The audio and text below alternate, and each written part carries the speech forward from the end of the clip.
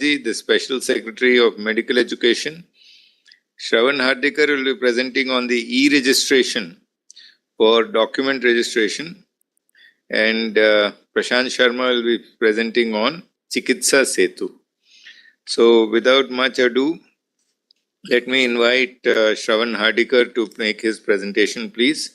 He's an officer of Maharashtra Cadre 2005 batch and has served numerous very distinguished positions. So we are happy to listen to you, Shravanji. Please, we have a film. So we'll play the film first and then we'll listen to you. Department of Registration and Stamps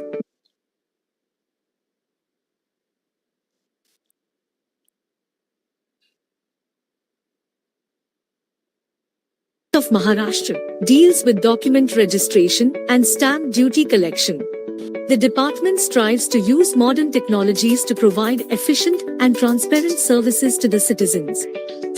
One of the novel initiatives of the department is e-registration, which is online registration, anytime, anywhere, without going physically to sub-registrar offices. The e-registration is a centralized registration platform. The only requirements are a biometric device and a web camera. E-registration for agreement to sale for first sale of flat. The self-help portal is made available on the department's website. The Maharera registered builder interested in availing e-registration facility can log into the portal by registering himself. To start with, he has to submit the project and basic scheme details.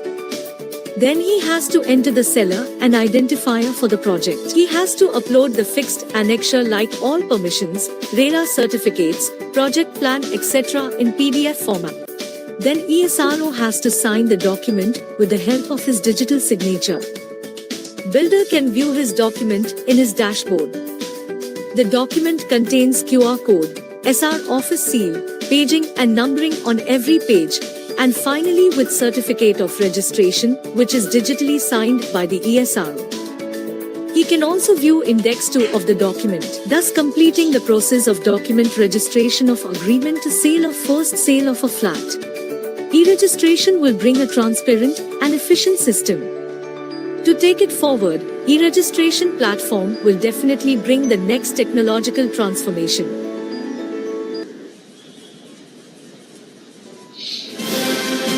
चिकित्सा सेतु को 2022 के national e governance के तहत रजत पुरस्कार से सम्मानित किया जा रहा है। इस ऐप के जरिए कोरोना से बचाव व उपचार में लगे चिकित्सकों, पैरामेडिकल स्टाफ, नर्सिंग स्टाफ, सफाई कर्मियों व अन्य कोरोना वॉरियर्स को प्रशिक्षण दिया गया है। ऐप पर विशेषज्ञों द्वारा सरल भाषा में छोटे वीडियो के माध्यम से सभी महत्वपूर्ण जानकारियाँ उपलब्ध कराई गई हैं, जिससे आम जनता को भी लाभ हुआ है।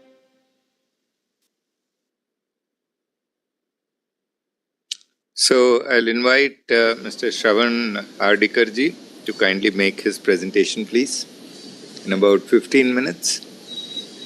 Thank you, sir. Good morning, everybody. First of all, let me thank Secretary Srinivas sir, DARPG, for giving us this opportunity to present before all the states and present what Maharashtra government has done in this sector for registration. I request DARPG team to load the presentation, please. Is made available on the department's website. The Thank you. So, e-registration or self-help portal for document registration is the innovative intervention which Maharashtra government has done. As you may be aware, Maharashtra government has been one of the pioneering states which brought transformation in the sector of registration. Way back in 2000-2001, when Dr. Nitin Karir was appointed the IGR, we started the journey of establishing Sarita, that is the system of electronically based registration system. And since then, Maharashtra has taken progressive steps in computerizing the registration process. In 2013 and 14, Maharashtra launched this e-registration. I will first run a brief video first. If you can go back to the earlier slide. This is a citizen feedback on the current e-registration process, which will just set the tone for the discussion. Okay, I'm Nilesh. We just did the e-registration, completed all the formalities. I'm really happy. It was very quick, very convenient, and Bharat was really cooperative, and he was very quick and very prompt. I know he has traveled whole night and come all the way from Pune to Bangalore, but it was really wonderful. I really enjoyed this whole process, and I think this is going to be a a good experience for all of the buyers who probably want to or who can't travel for doing the registrations in the government offices. But there's a lot of queue, and we need to wait there, and we need to waste a lot of our time. So it's better. I think I really enjoyed that's the main thing. And Bharat, what he did was really a wonderful job. Came on time, spot on time, did everything very conveniently, very smooth, no hiccups, no internet connection not working, site down, nothing. Everything was really fine, and I really enjoyed. And I also acknowledge the the call that Priya did to confirm whether the registration is done or not. So that's really wonderful. I mean, the whole team is really doing a great job. Thank you. So this was the feedback given by the clients who have completed the registration. Now, if you have noticed, they were sitting in their comfortable home in Bangalore city and completed the registration of their purchased flat in Pune city. So the person which they keep on referring to, Mr. Bharat, is not an employee of IGR department. He is a service provider of the developer with whom they have purchased the flat, and the person has provided this service at their doorstep for registering the flat purchase. They didn't have to come to Pune or any sub-register office, but enjoy the registration process online. So basically, just about the department, our core activity is to register the documents, preserve the data of the registration, and collecting the revenue through the stamp duty and registration charges. Basically, we are governed by the Registration Act 1908 and Maharashtra State Specific Stamp Act of 1958. In Maharashtra, stamp duty is the second highest revenue collecting department, and I'm happy to state that this year we collected more than 50,000 crores, and we are the second largest revenue collectors for the state of Maharashtra.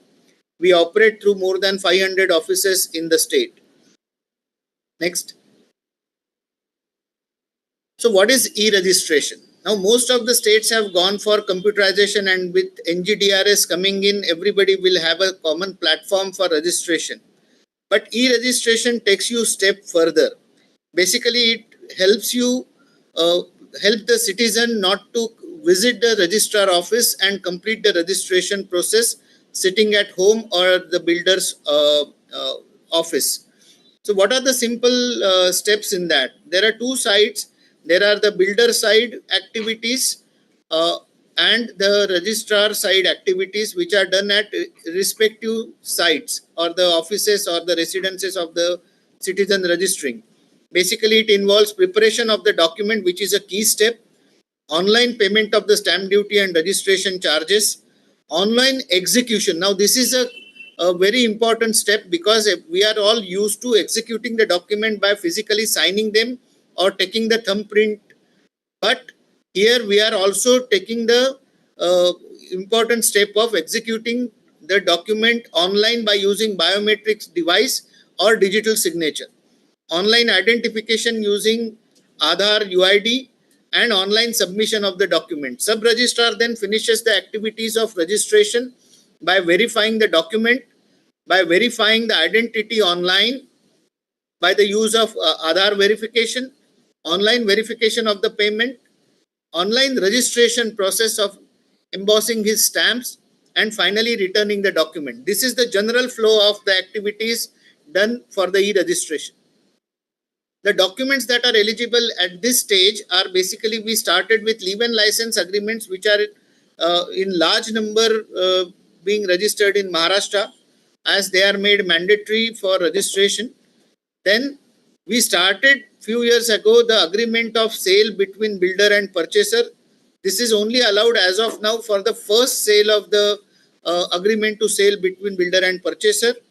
Then Pradhan Mantri Awas Yojana registrations, the slum rehabilitation agreements, and MADA, SIDCO, which are the state housing agencies, and their PMAY or other housing project registrations are started initially.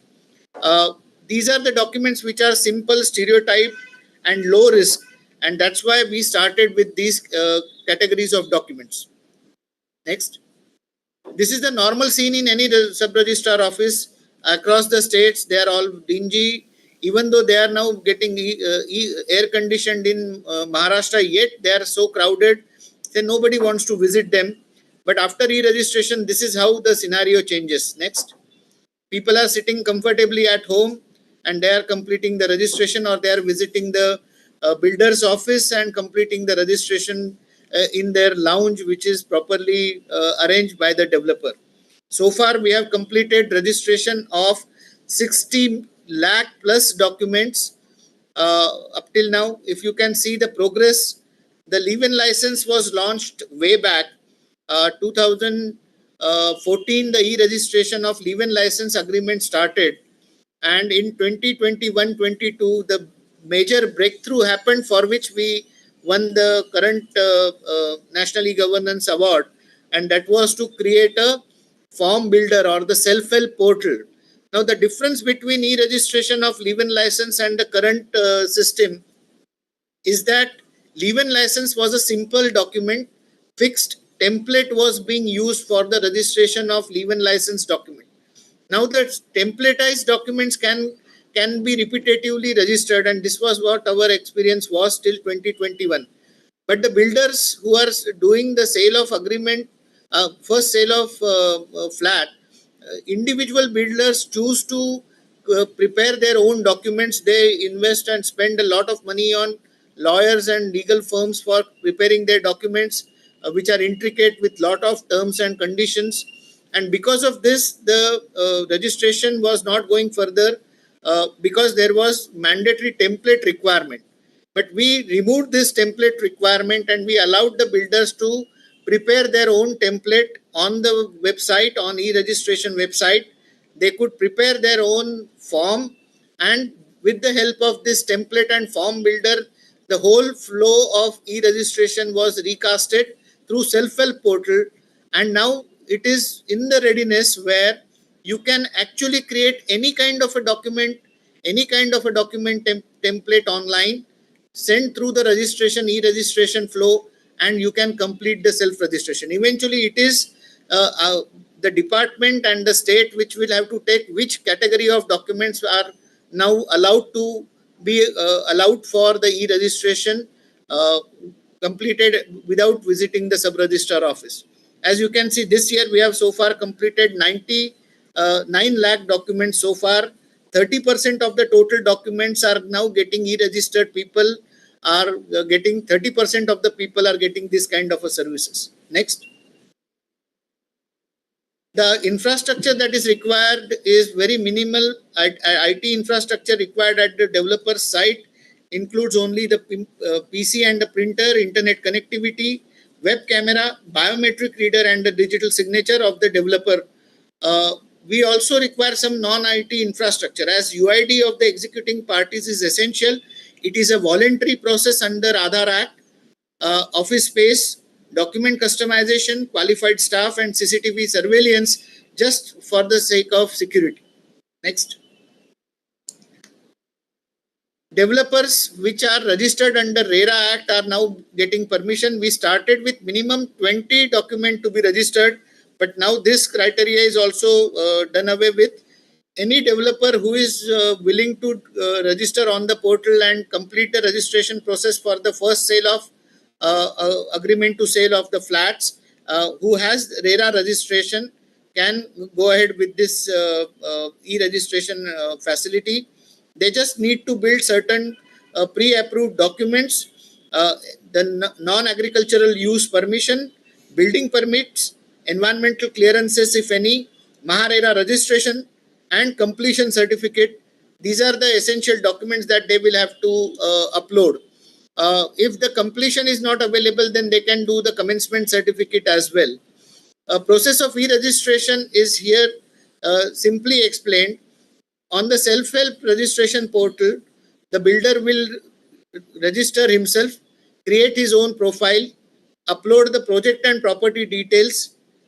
EASR, this is the annual statement of rates, which is a crucial thing for the stamp duty calculation and collection, is then fetched for the detailed land that is entered by the developer, and EASR does this activity.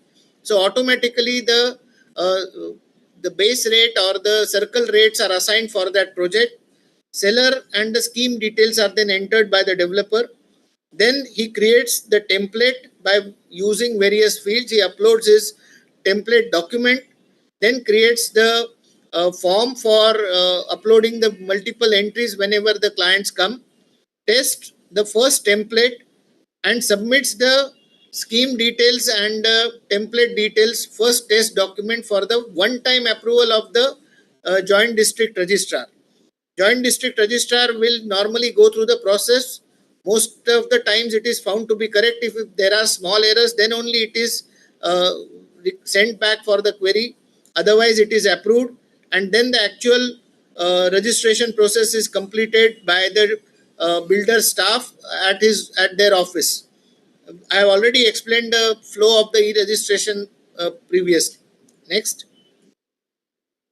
So this is the overall time it takes for completing the first time registration and starting actually the registration process. Maximum 4 to 5 days is what it requires, unless there are genuine queries regarding the stamp duty or certain documentary support not uploaded by the builder. Next. Are there any extra charges charged for e-registration? The answer to this question is no. Basically, this is on-site e-registration facility. We are not taking anything extra. It is a good service that we are providing. Basically, the crowds at our sub-registrar offices are reduced because of this. And then this leaves much more time for the sub-registrar to look at the more complex documents which are coming for registration. Stamp duty and registration fees are as per law. So basically, the software that we have built, initially we started with a private entity and then subsequently NIC took over. NIC has now incorporated this through NGDRS. So any state who is willing to take up this can approach NIC and take this e-registration process forward. Next. There are certain important steps that are required to be taken to enable e-registration in your states. Basically, some legal backing and legal amendments will have to be made in your state. In 2013, the Registration Amendment Act for e-registration was taken up under Maharashtra, and presidential consent was received for that. It made the amendments under section 33 and 34, which waived the physical appearance of the person for registration if done under e-registration rules, and power is given to IGR for framing e-registration rules under section 69. E-registration rules were framed in 2013, and based on these rules, now the entire e-registration process is being completed. We are also using Aadhaar rules under good governance rules section 4B2 for good governance basically, and under that we are taking voluntary Aadhaar authentication from the registering parties. Next. So benefits of the e-registration are so many. Citizens have benefits that they don't have to visit, they don't waste half the day or whole day for doing the registration. It's efficient and transparent. For developers also, no requirement to go to sub-registrar office. It saves them time and money. Department, we have fever rush in our sub-registrar offices, and now the sub-registrar can concentrate more on the more complex documents. And general, there is less pollution on street, paperless work, and ease of doing business, and citizen benefit is awarded to the general society at large. Next. e-registration process I have briefly explained, but only one thing which I want to explain in this slide is that there is a mention of something called as a ESBTR. Now, ESBTR is an innovation done by Maharashtra in stamp. Basically, it's a electronic secure bank treasury receipt. Basically, it has been accorded the approval of the stamp. It is like a physical stamp, but it can be printed by the bank whenever it issues as a stamp, and then printed amount on that paper is now has the equivalence of a stamp. What bankers asked us when the e-registration was done and the e-registered document was kept on the servers, they said that anybody can print any number of copies of this document. Which one will be the original document for the equitable mortgage purposes? Because there is a deposit of title document. Now, if I am allowed to keep multiple copies, then lot of bankers will have same document presented, and lot of loans can be raised on the single document or the single flat. So to solve this problem, one innovation was done that whenever stamp is paid, it is e-paid, but it is printed on a ESBTR, and this ESBTR has a unique identifying number, which is now entered onto the schedule of the entire registration entry, as well as has an index copy on its index 2. So one can verify the document which has got the first print of an original ESBTR is the original document for all the purposes for the banking requirements, and it is deposited as a title document for the mortgage under equitable mortgage. This is one innovation which was done. Now we have gone ahead with digital vault for these documents through blockchain system. The documents which are e-registered are getting pushed through the blockchain, and now the blockchain eventually will create a facility for bankers to put their own lock on a particular e-registered document. It will act like a simple equitable mortgage, the deposit of a title document on a digital vault. So these are the next changes that are coming in. Next. So basically, the sub-registrar is completing the same process. Here, the Aadhaar identification is used for verifying the identity of the people who are coming for registration. We are using demographic data which is sent by Aadhaar. It is temporarily stored till the ESRO is verifying the identity of a person with the other photograph and other evidences attached along with the document. Once that is done, then Aadhaar data is not stored on any server here. Subsequently, the payment is verified through GRAS system, and then the registration is completed. Next. So e-registration basically has three important aspects: ESBTR for authenticating original document, soft format which can be stored and saved and verified anywhere, anytime, and completely legal, digitally signed, digitally executed, and biometrically authenticated system, both at executant's end as well as sub-registrar's end. Next.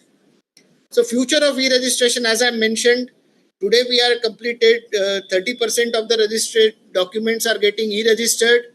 But in future, as we go on allowing more and more categories of documents to be e-registered, I think more and more people will have this facility of completing e-registration process online. It is basically at Maharera stage now. We are also allowing the integration with Maharera portal, that the whole journey of transparency and ease of doing business will begin from Maharera end.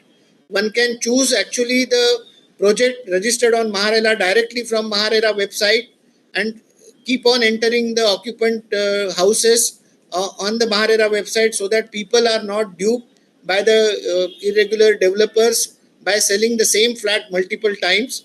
So these kind of additionalities will come in. Blockchain has already come here. Digital vault and digital lock by the bankers is also going to get introduced. And in future, whenever the states are ready in their mindset to open up the multiple category of documents, I think e-registration will be the real future in terms of ease of doing business and providing better citizen-centric services. I think I'll stop here. If anybody will have any queries, we will take them later. Thank you. Thank you. That was really very interesting to hear. Good. Congratulations on the hard work done. And we're happy you could join this session. Kindly stay back for the Q&A session. We'll just have the second presentation. So I'll invite our second speaker for the day, Prashant Sharmaji. Is an officer of 2012 batch, currently working as Special Secretary in the Department of Energy. And he has served as District Collector of Amethi and also as Chief Development Officer of Lucknow and the Director of UP Fisheries. So Prashant, please, can we hear you? Thank you, sir. Can we have the presentation, please?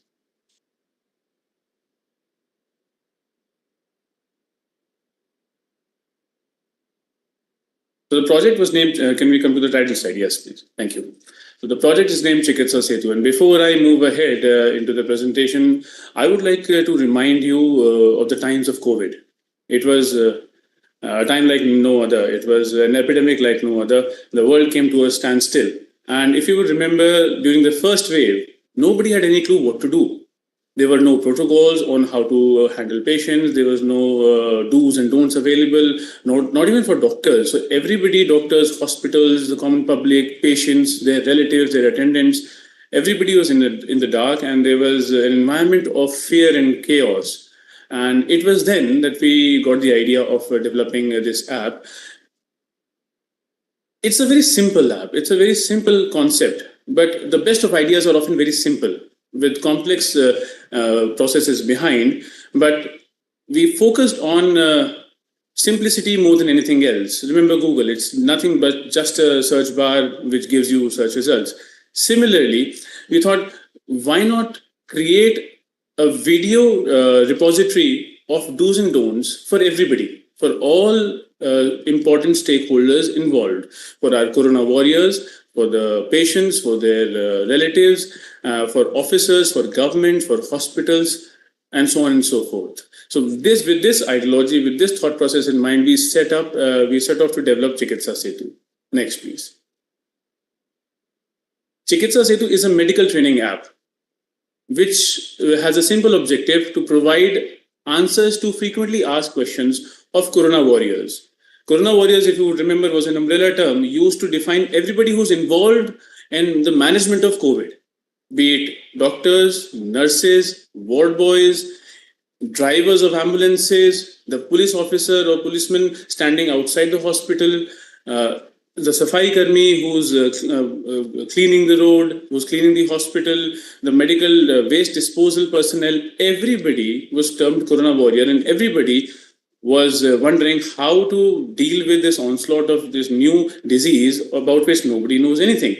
So what we did was, we partnered with King George Medical University, Lucknow. It is one of the premier medical universities, not only of the state, but of the country.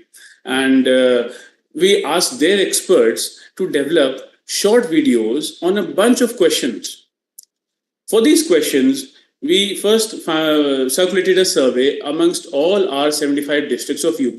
And we sent this letter from the department to all the district collectors that not only you and your officers should tell us what do you need, what FAQs are coming in your mind, but also circulate this down the line. We wanted even the last man, even the cutting edge person involved, be it a Safai Karmi, be it a Chaprasi, be it anybody, to tell us their FAQs, whatever questions are coming in their mind, in their day-to-day interaction in dealing with COVID. So we got about 500-600 questions. Most of them were repeated questions, and we selected 50-60 out of them, and then went to the doctors at KGMU and asked them to develop video-based answers. We are living in an age of information. Everybody is either on Facebook or Instagram or YouTube or TikTok. Videos are the mode of consumption. And I'm telling you this because most emphasis while developing this app was on user acceptability. That was a time where tempers were running high, people were scared, nobody knew what to do. So our objective was to minimize the change management issues and get people to use it. that was a time where offices were closed, even government offices were closed. So we had to find out a way to impart in situ training to people. And the best way to do this are videos.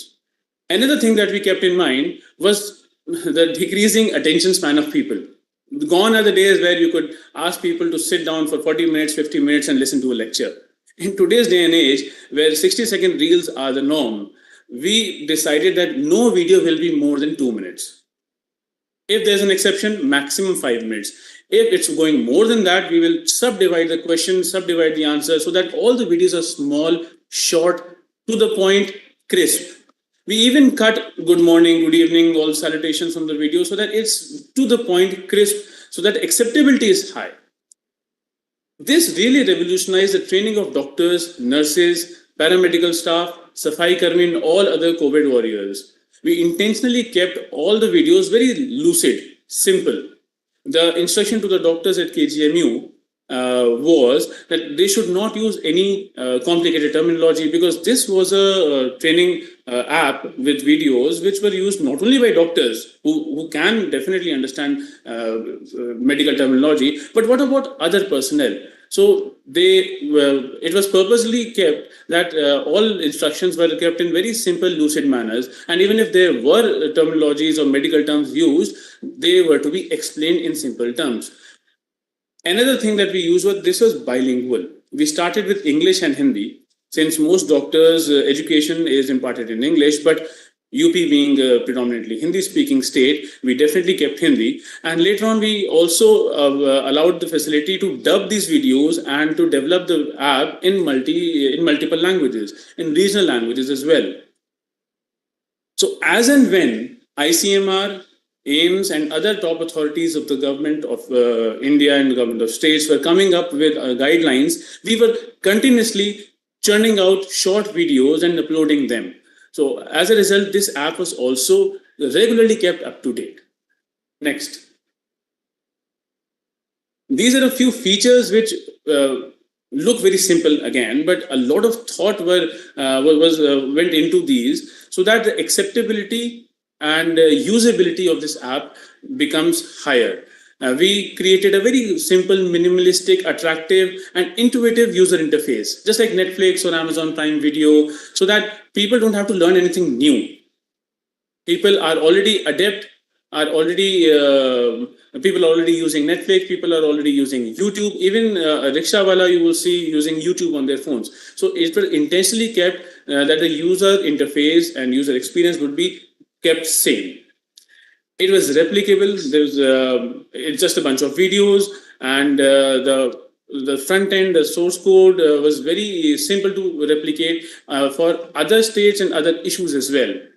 It's also scalable, as you will see in the later slides. We later on, when the vaccines were started coming in, we added more videos for vaccines. When it was decided by the government of UP that we will include other diseases as well, like Japanese encephalitis or other local epidemics. So it was immediately scaled up.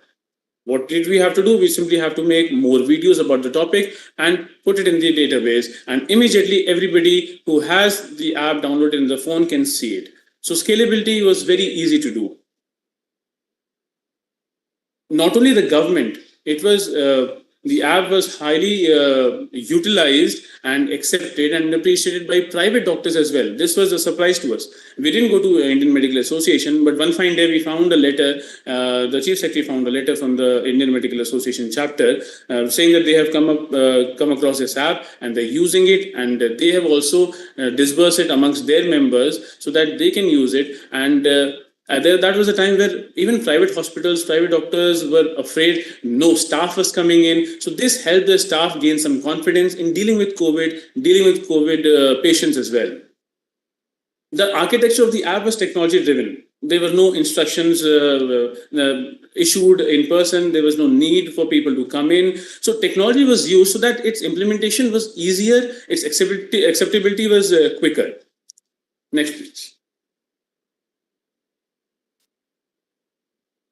Every time ICMR changed guidelines, we would change guidelines in our app as well. We would create videos for this. This ensured that our app was always cutting edge. It always had the latest guidelines available for people. And that ensured, by the large number of downloads and geographically spread downloads across the country, that ensured that whenever a latest guideline is being developed in Delhi, you can make sure, you can rest assured that the last man standing in a far off corner like Sonbhadra or Himachal Pradesh or the Northeast or the South has the same guidelines in an instinct and in a lucid manner where they can understand it. We also added temporary features during the second wave, wherein Indian Medical Association came to us and said that there is a paucity of doctors. Now that during the second wave, most doctors are also sick. Hospitals are closed. Patients have nowhere to go when they fall sick. So, but our doctors are willing to provide medical services from a distance if you can set up a facility in your app. So during the second wave, we created a small chatbot-like facility within the app, wherein you can ask your questions in the app-based chatbot, and first a chatbot, and thereafter a doctor. We had a team of 40 doctors sitting in Lucknow. A doctor will answer your questions, and depending upon the kind of symptoms you tell us, they will either tell you that it's manageable at home, or you need to go to a hospital, or you need to do this or that. So that was a time where the streets were deserted, even the doctors were unavailable.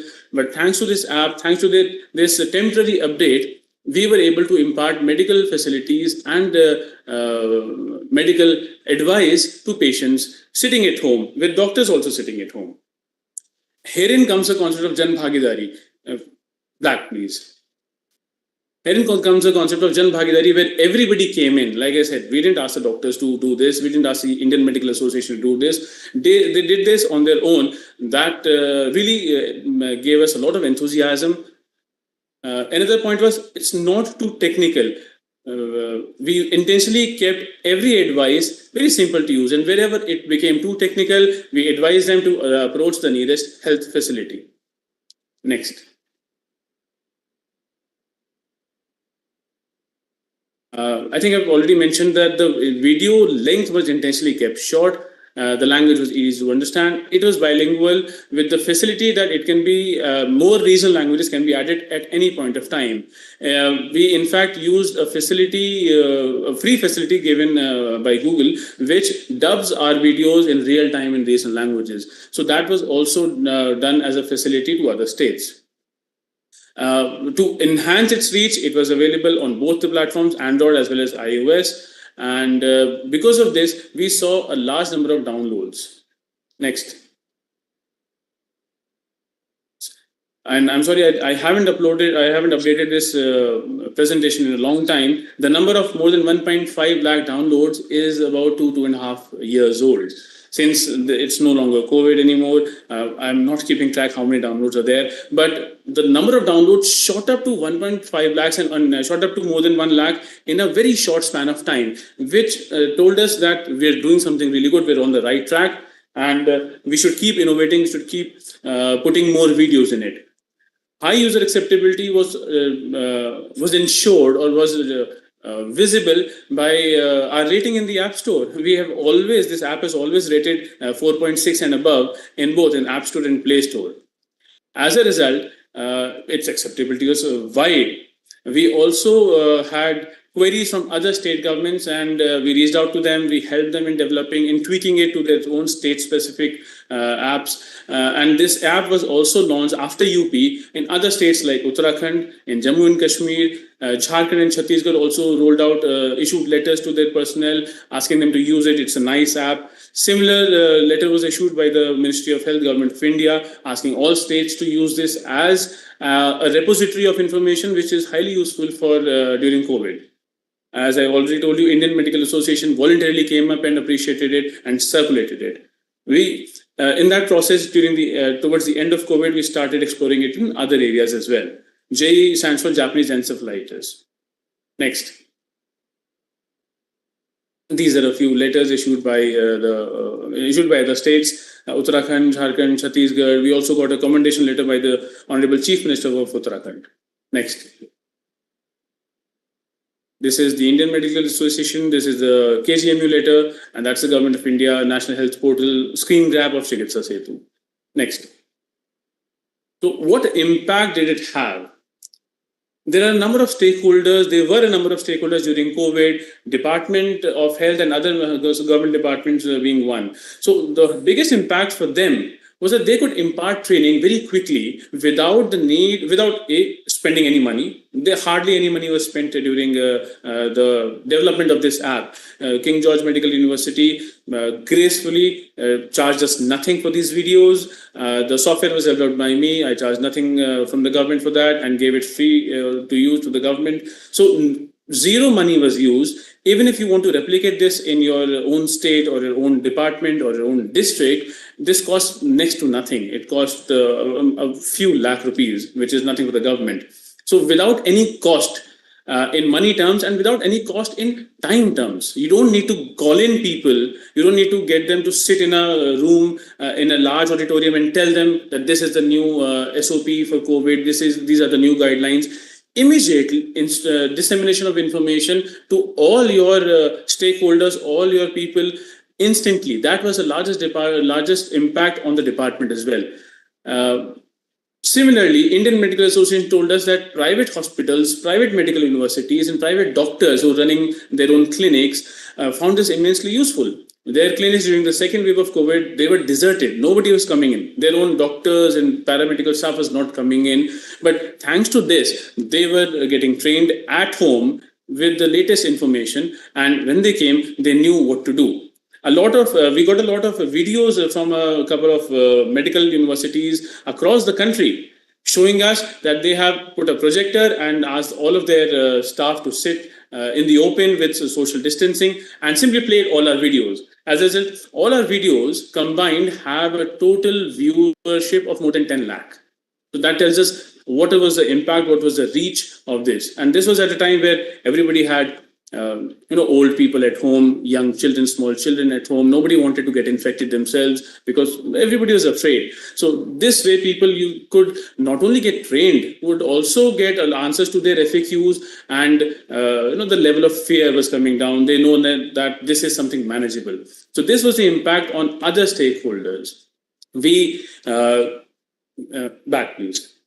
We enhanced capacity of lakhs of medical personnel and a lot of non-medical personnel as well. Not only other corona warriors like Safai Karmi or the police officer or the ambulance driver, but a lot of other people as well. If we train one person, the domino effect, that one person will tell important points to their own family members, their own friends. So the domino effect was much larger. As a result, we could impart this information to a lot of people in a very short span of time. This also, like I said, it reduced the burden of logistics of training and also improved the possibilities of local and global collaboration. Sitting here, we could have a webinar with top doctors of the country, with the director of AIMS, with Dr. Naresh Rehan, if you want, with a medical luminary sitting in the United States of America, directly interacting with people down the line in the farthest corners of India. So that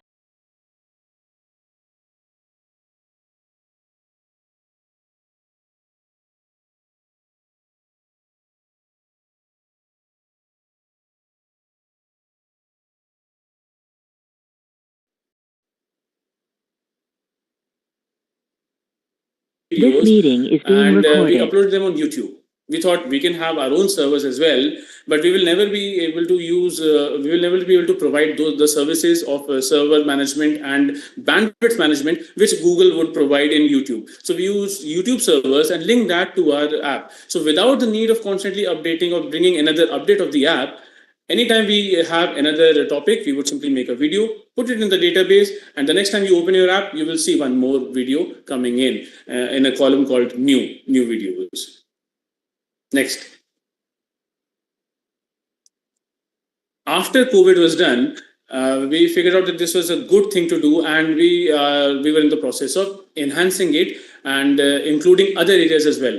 So first solution that we thought was this would be called a one-stop solution for all medical trainings, not just COVID, but routine immunization, in-service trainings. We can impart trainings to ASHA workers, to Anganwadi workers. We can impart antenatal, postnatal, neonatal training to not only these workers, but also pregnant women, new mothers, teenage women, teenage girls, and so on.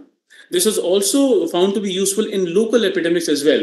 UP, especially the northeastern part of UP, which is Tarai belt just next to Nepal, especially areas like Gorakhpur, Sant Kabir Nagar, see breakouts of Japanese encephalitis every year, and it takes a lot of it takes a lot of lives every year. So we thought this was a fantastic way of reaching to the people directly and telling them what are the do's and don'ts to curb the to check the spread of mosquitoes, to recognize the signs of Japanese encephalitis. This was also the time where Nipah virus suddenly surfaced in Kerala.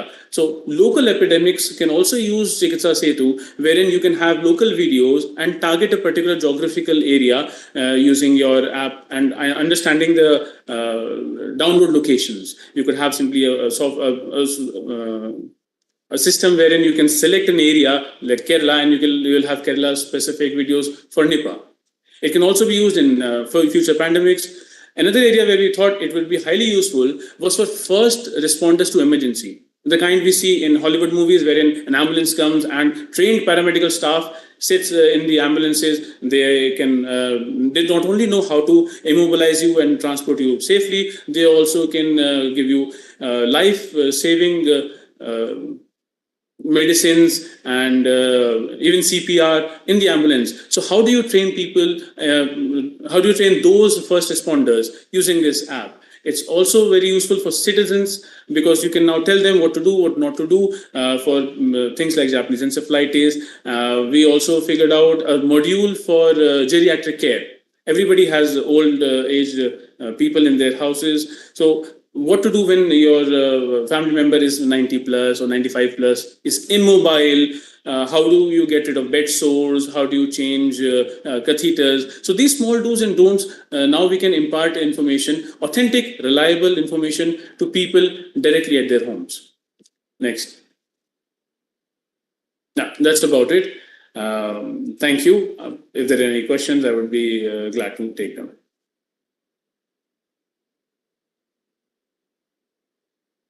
Thank you, Prashant, for a very elaborate and detailed presentation.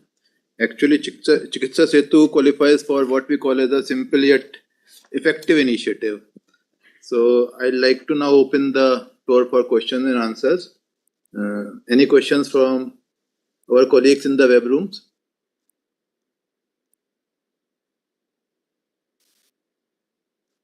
So let me begin My with name is Ravi Shankar Singh. Yeah, please. Yeah, sure. My name is Ravi Shankar Singh. I am head SME Delhi. So for Prashant, thanks for making this very simplified and very impressive project. And in case we want to replicate it for other services to educate people, where we do a lot of publicity in the form of Word documents or web pages, something like that, right? If we make this in the form of videos, what services are available of the government and how that can be utilized and where they can go for what purpose. Take a use case, right? For example, if I want to use the welfare service for pension or widow's pension, something like that, how I can do and avail it, how this can be replicated for such scenarios, and what would be the minimal cost and time implementation. This was initially and later on also thought as a training repository. So obviously all kinds of training can be imparted using short videos, but answering your question, if you want to impart information and not just training, but general information, how do you avail G2C services, what do you do when you have this problem and so on and so forth, you can have short videos for those as well. It's like I said, it hardly costs anything. Making a video, and now it depends on you. You can have a fully professional setup wherein you spend lakhs and lakhs of rupees for a video. But for a simple thing like this, when you're making a 30-second video or a 2-minute video, it doesn't cost much. And as far as the software is concerned, it really costs nothing. I coded it myself without any support. I'm a software engineer by education in 7 days. If you want, we will be happy to share the source code with you. But my point being, it's a very simple app. Any developer that you would already have on roles in your department will be able to make it. And I don't think they will charge more than 2-3 lakhs. This is absolutely nothing as compared to when software is concerned. Yeah, thanks, Prasant. I think that is the good initiative. We can take it, and people are mostly weaker sections are illiterate. They are not that much literate. That video will perhaps help them out in this initiative. Thank you. And I have questions for Mr. Sravanan. Yeah, please continue. Yeah. So I want to know from him that how much time it took to implement it to this e-registration process. So thank you, Raviji. The implementation time for this newer version was 6 months. Basically, it was the development of the platform. We had a fixed template-based e-registration already working since 2013-14. But we had to create a template builder, form builder, and then incorporate it in the entire workflow of e-registration, which was already created. So the development process was for 6 months. Then NIC incorporated it on the same NGDRS platform. And then implementation time was for almost another 3 months for training the people, taking the meetings of the developers at all major cities.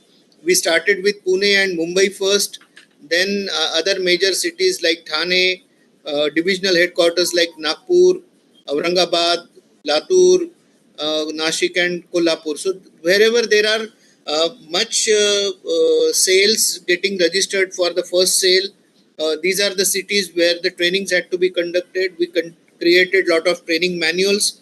We prepared team of trainers who could replicate this. We engaged with CREDAI and NAREDCO. Also, we had to engage with a lot of lawyers who were into conveyancing practice, because they were initially worried that we are taking away the business of the lawyers, because nobody will then come to the lawyers. So we had to work a lot with the lawyer lobbies. It took almost 3 months. I personally and along with my team conducted multiple interactive stations with the stakeholders, and then only this got rolled out. Yeah, so this covers all the phases of registration, including the project registration by the builder, builder-buyer agreement, and the final registry of the apartment or the land. So it covers everything, or the last phase? No, this is the entire agreement to sale. Whole process is online.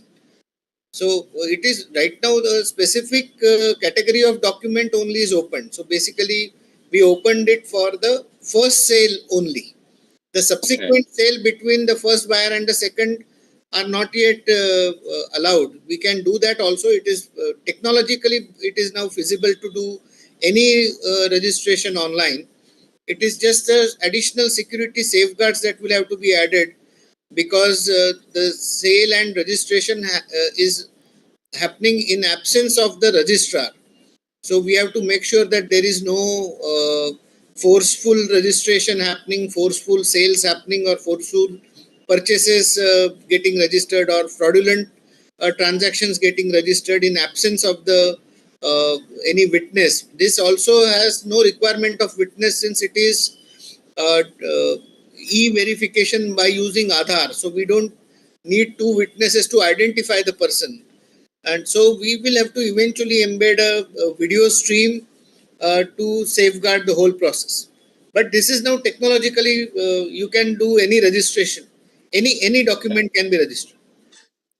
And are you using permission blockchain, using Hyperledger, or any other technology has been used?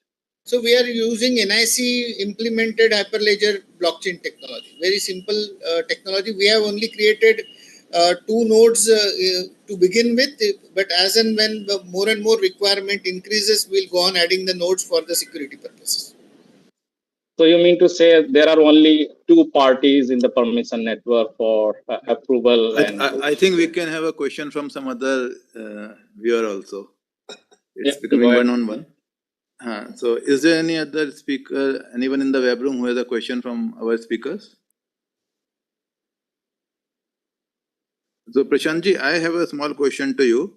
Like, Yes, you developed this app. So is there any instance of medical or medico-legal complication where someone challenged that based on the advice anything went wrong or something like that?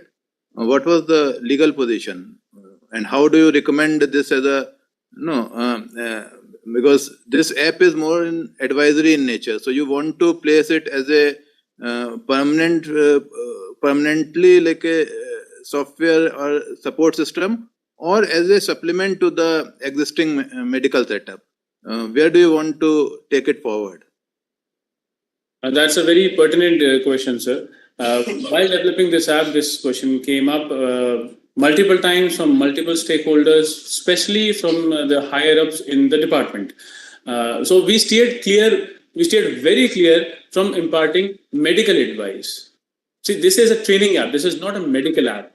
We train people on the do's and don'ts. We train people on guidelines. We do not prescribe any medicines. We do not prescribe any procedures. We do not prescribe anything which can be termed medical in nature. And wherever we see, even during the second wave of COVID, where we started a temporary prescription service or advice service, there also we made it very clear with a disclaimer that this is merely advice, and all the doctors were informed that as soon as you think that it is even the first level complication, something that cannot be done, cannot be managed with home isolation, the standard advice to patients was, please go to the nearest hospital and get yourself checked. So this is training. We are not prescribing any medicines. We're not prescribing any medical procedures. This was intentionally done to stay away from medical legal issues. Okay, so and the second part of the question, whether this nature you see foresee a future for this, like maybe in future health department may like to build it as a full support system for the health department? Oh yes, absolutely. In fact, sir, in UP, this app, I made it as my own private initiative. I was put on mandatory waiting by the government for 7 months, and while waiting, I developed this software. And when medical education department found it useful, they adopted it. And based on this, they have now a whole channel of video-based application, video-based training modules has started. So now medical education department of UP is coming up with video-based small modules for the training of paramedics.